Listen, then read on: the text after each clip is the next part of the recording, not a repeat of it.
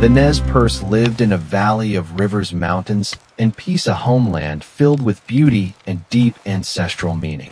As a young man, Joseph learned leadership by riding across open hills, feeling the spirit of the land beneath him. Families thrived together, sharing traditions, stories, and a harmonious relationship with rivers, forests, and wildlife. Joseph carried a quiet wisdom, understanding that true leadership began with compassion, responsibility, and clear vision. The salmon runs provided life, reminding the Nez Perce of cycles that connected people to nature across generations. Their lodges formed strong communities rooted in respect, ceremony, and deep connection to their sacred homeland. Elders passed down stories that shaped identity, teaching the importance of balance, courage, and unity. Standing beside his father, Joseph promised to protect the Wallowa Valley, forever unaware of the trials yet to come. As settlers arrived, government officials drew new borders, breaking promises that once guaranteed the Nez Perce their sacred homeland. Wagons moved deeper into the valley, bringing families who claimed land already lived on for countless generations. Soldiers built camps and planted flags, signaling the beginning of pressure that threatened Nez Perce freedom. Families watched strangers divide, grazing fields, disregarding traditions that shaped their way of life. Joseph listened to troubling reports, understanding peace was slipping away despite his people's efforts to avoid conflict. New treaties demanded the Nez Perce abandon the Wallowa Valley, a command Joseph refused to accept. Tension filled council lodges as leaders debated how to protect their homeland without bringing war. Joseph realized his people faced a painful choice: stay and risk violence, or leave the land they loved forever. When soldiers arrived with final orders, the Nez Perce were told to leave the Wallowa Valley despite decades of peaceful living. Leaders listened in disbelief, realizing the government intended to enforce removal with or without negotiation. Families packed their belongings, carrying memories instead of possessions, knowing they might never return. Children watched boundary markers replaced, understanding their homeland was being claimed by force. The journey began with heavy hearts as horses carried supplies across rivers and rugged terrain. A long, silent procession moved through forests, hills, and mountains, each step filled with grief. Joseph looked back at the valley, promising in his heart that his people would not be forgotten.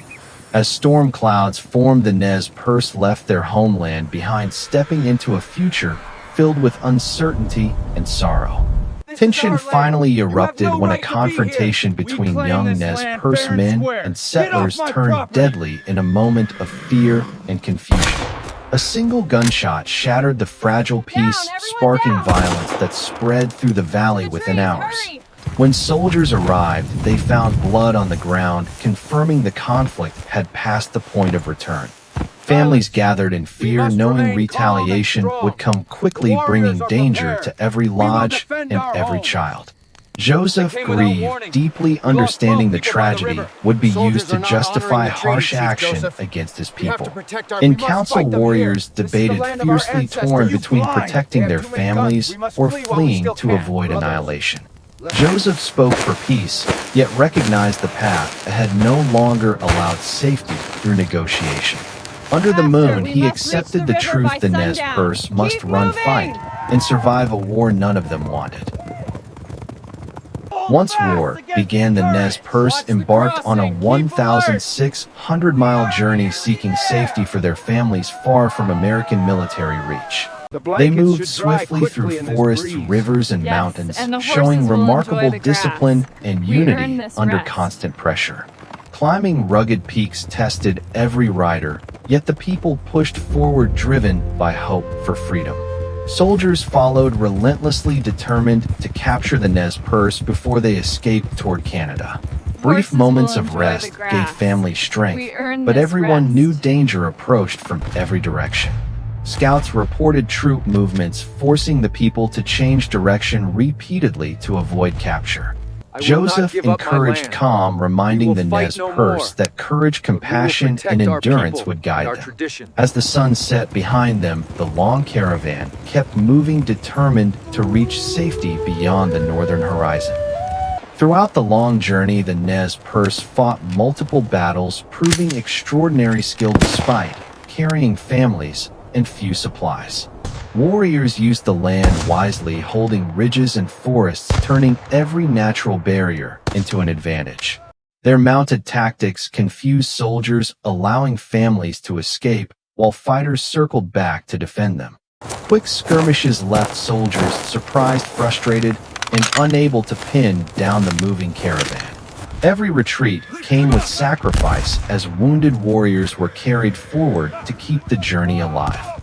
Joseph guided his people through dangerous mountain passes, balancing survival, compassion, and strategic retreat. Soldiers attempted flanking maneuvers, but Nez Perce defenses slowed them again and again. As darkness fell each night, the warriors returned weary yet determined, knowing another battle waited at dawn. After months of struggle, the Nez Perce neared Canada, believing freedom waited beyond one final stretch of bitter winter landscape. Exhaustion weighed heavily on elders and children who had traveled through endless storms, mountains, and battlefields. Scouts saw Canada ahead, raising hope that safety and peace were finally within reach. But freezing winds and hunger weakened the people, leaving fires barely warm enough to protect the youngest. Joseph gathered his warriors, knowing this last push would decide their future and the survival of the tribe. Soldiers closed in from behind, approaching through snowfall, determined to stop the Nez Perce before they crossed the border. The people fought exhaustion as horses collapsed and supplies ran low, threatening the final miles to freedom. As the storm intensified, hope dimmed, and the journey slowed, leaving the Nez Perce vulnerable in the frozen wilderness. After months of hardship, Joseph saw his people starving, freezing, and surrounded, realizing they could not endure another battle. Morning comes. Children shivered in the cold, and families wept for loved ones lost along the long, desperate journey. Wounded warriors lay unable to continue, yet still refused to surrender their spirit or dignity. The army stood unmoving, leaving Joseph with a decision that weighed heavier than any burden he had carried before. He walked forward through the snow, knowing his choice would decide the fate of every life behind him. Joseph's face held sorrow for the past, pride for his people, and heartbreak for a freedom just out of reach. With quiet strength, he spoke the words that would echo across generations, ending the war he never wanted.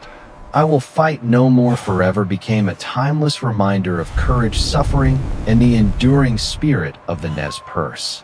Red cloud rose during a time when the plains trembled under growing American expansion, threatening the lands his people had protected for generations. As a young warrior, he learned the rhythm of the plains, mastering hunting, tracking, and leadership through discipline and quiet strength. His eyes carried fierce determination, shaped by responsibility to defend his homeland from forces advancing across Lakota territory. Lakota villages thrived under his watch, forming strong communities built on tradition, unity, and a deep connection to the land. Warriors trusted him completely, recognizing his courage, strategic mind, and unwavering commitment to protect the people. Elders warned of approaching danger, knowing settlers, soldiers, and forts were pushing deeper into sacred Lakota country each year. As soldiers advanced, Red Cloud understood that negotiation alone would not stop the rising threat facing his nation. At that moment, he chose resistance, stepping forward as the leader who would challenge an empire and change history. Red Cloud's childhood was shaped by endless plains where every sunrise offered new lessons in survival, skill, and responsibility. He mastered horseback riding early, learning to move with unmatched speed and grace across open Lakota country. Training with other boys strengthened his discipline, teaching him courage, loyalty, and the importance of protecting his people. Elders taught him to read the land, showing how every track, wind, shift, and shadow carried valuable information. His first hunts revealed natural leadership as he chased buffalo with confidence, patience, and precise timing. Receiving his first feather marked his transition from boy to warrior, acknowledging growing honor and bravery. Even in youth, he carried a reflective spirit, seeking guidance from nature and ancestors on quiet evening ridges. Through stories and ceremony, Red Cloud learned the principles that would one day shape him into a powerful Lakota leader. As settlers pushed west, the plains began to change, threatening the balance that sustained the Lakota for countless generations. Railroads carved through buffalo lands, bringing industry, smoke, and disruptions that reshaped ancient migration routes. Commercial buffalo hunters killed herds by the thousands, destroying essential food, clothing, and spiritual resources. Lakota families watched with rising fear, understanding these newcomers challenged both survival and identity. New forts appeared across sacred land, marking military presence that signaled unwanted control and occupation. Red Cloud realized these tracks meant more than travel. They represented an empire expanding directly into Lakota territory. Traders brought goods and danger, shifting relations and creating conflict between tradition and tempting new weapons. Elders warned that war was coming, urging unity and strong leadership to protect the plains from irreversible change. Treaties promised peace, but delivered broken agreements, allowing soldiers and settlers to enter lands meant to stay Lakota forever. Red Cloud quickly realized the signatures meant nothing when roads, forts, and miners arrived almost immediately. Each new path cut deeper into Lakota territory, threatening resources vital to survival and cultural tradition. When gold seekers invaded the Black Hills, sacred to the Lakota, tension rose to an irreversible breaking point. Families feared the future, knowing broken promises meant the old life could not survive without strong resistance. Reports of intrusion reached Red Cloud daily, strengthening his resolve to protect every part of Lakota homeland. Forts appeared rapidly along the Bozeman Trail, serving as symbols of expansion, not peace. Red Cloud chose a different path, preparing to fight for his people, determined to resist until the last moment. When soldiers continued building roads through Lakota territory, Red Cloud decided peaceful negotiation had ended and resistance must begin. He studied enemy movements, carefully understanding every weakness and advantage across the Bozeman Trail.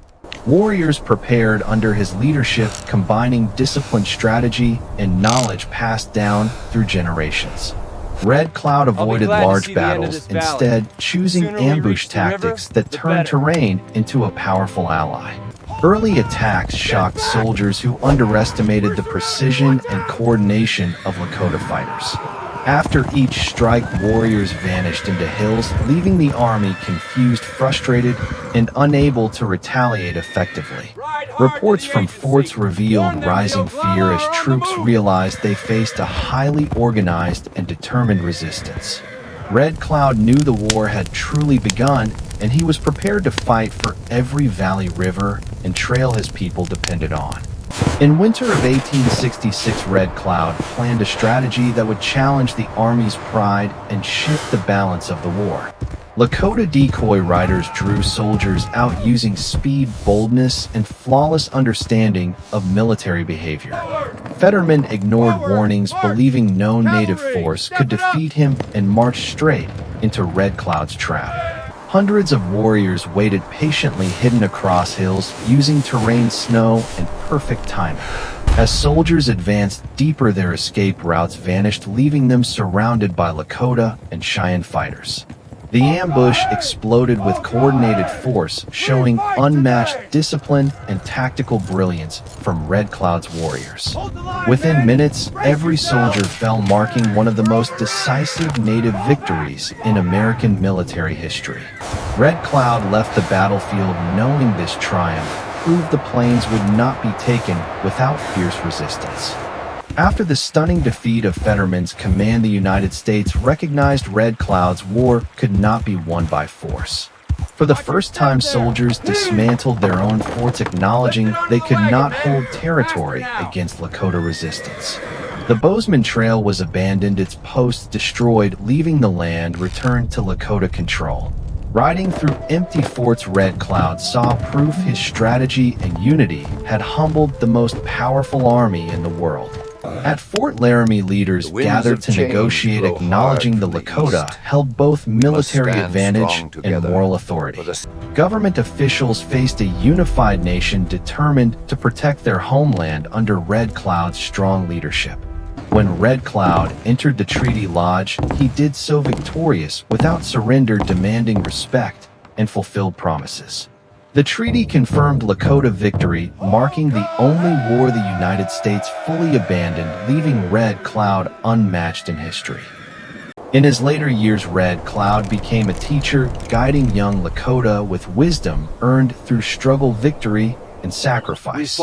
He reminded children that true strength came from protecting family land and tradition, not seeking glory or violence. His leadership shaped generations of warriors who carried pride, resilience, and deep respect for their homeland. Red Cloud's hands bore the marks of responsibility, showing the weight he carried for his people's safety. Ceremonies continued honoring the warrior who defended Lakota freedom with strategy, unity, and unwavering determination. His photograph still reveals a gaze unbroken by time, holding the spirit of resistance and dignity. Modern Lakota communities carry his legacy forward, living proof that identity survives when courage endures. Red Cloud's victory remains unmatched, reminding the world that a nation's spirit cannot be conquered by military force. Long before fences and railroads, this land was free, endless as the sky, sacred to every tribe that called it home.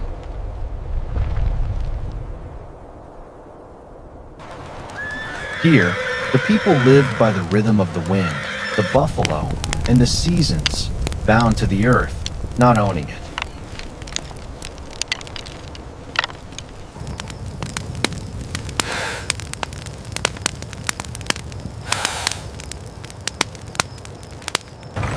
Then came the promise of the West. Treaties were signed and broken.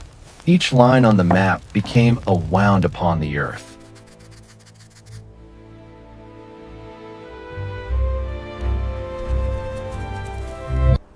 They called it Manifest Destiny, a destiny that took more than it ever gave. Families were moved, villages burned, rivers renamed. The land of our ancestors, divided and sold.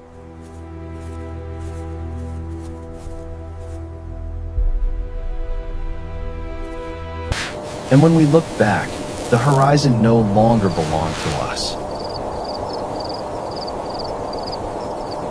The buffalo were more than food.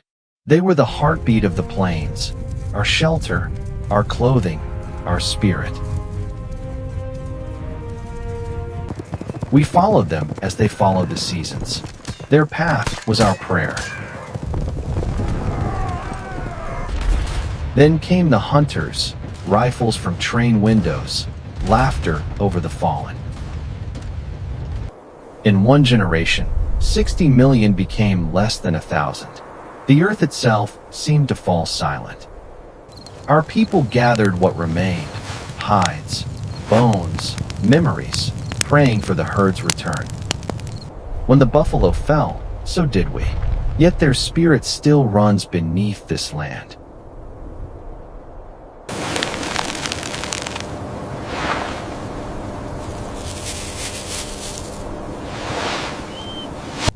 This is where the great herds used to roam, my son.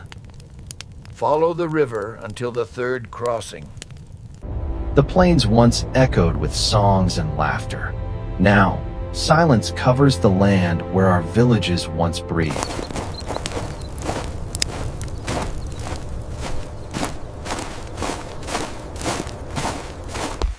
Then came the fences, cutting through the wind, dividing the earth, closing the sky. With the stroke of a pen, our world was measured and sold. The Homestead Act promised dreams for some and exile for others. We watched the rails spread like iron snakes across our hunting grounds. The old trails vanished beneath the smoke of the white man's progress.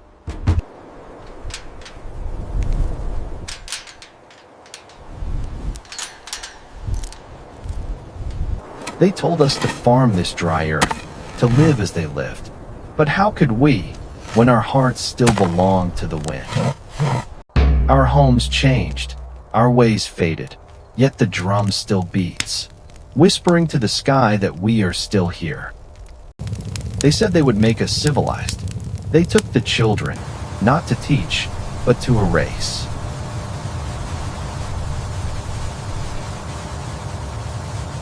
Our hair was cut, our names taken, our tongues forbidden. In silence, they tried to make us forget who we were. We were told that our songs were savage, our prayers a sin. Every word of English became a cage around the spirit. At night, we whispered our language beneath our blankets, small voices against a vast darkness. Do you see the Great Bear there, near the horizon? That bright one is the North Star, guiding us home. Some never came home. Only their shoes, their names, and the echo of their laughter remained. Yet even in that silence, the heart remembered. And today, their grandchildren sing, louder than ever. Here, let me fix this ribbon for you. Thank you. The jingles sound perfect. All right, everyone, let's go.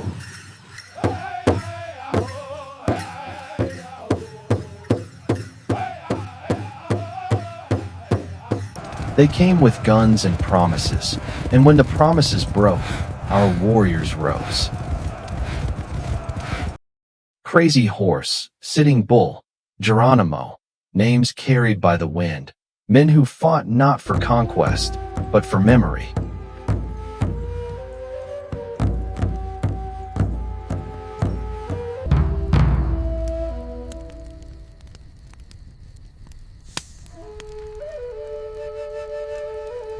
The battlefields were not for glory.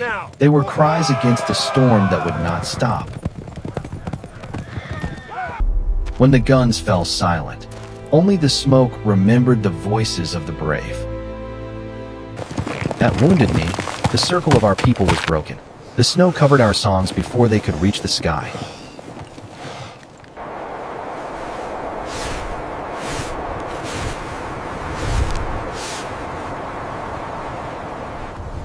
But courage does not die in the dust. The spirit of the warrior still rides in every child who remembers.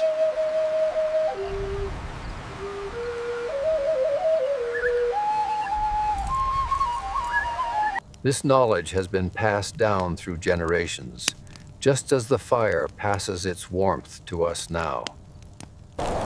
Through every storm, our spirit never faded. Like the fire, it dimmed, but never died. Today, our songs return to the wind. Our drums echo across the same earth that once heard our sorrow.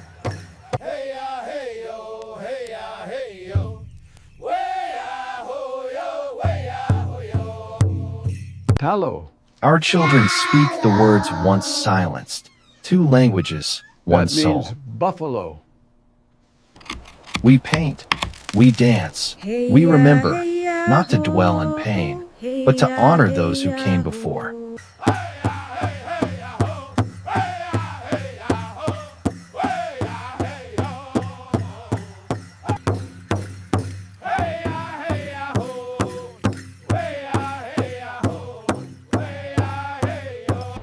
The circle lives again, new voices rising, old prayers reborn in every heartbeat.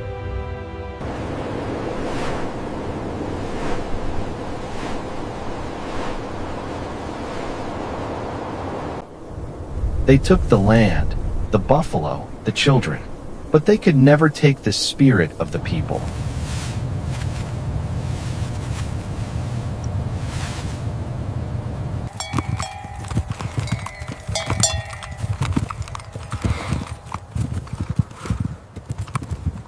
Great Spirit.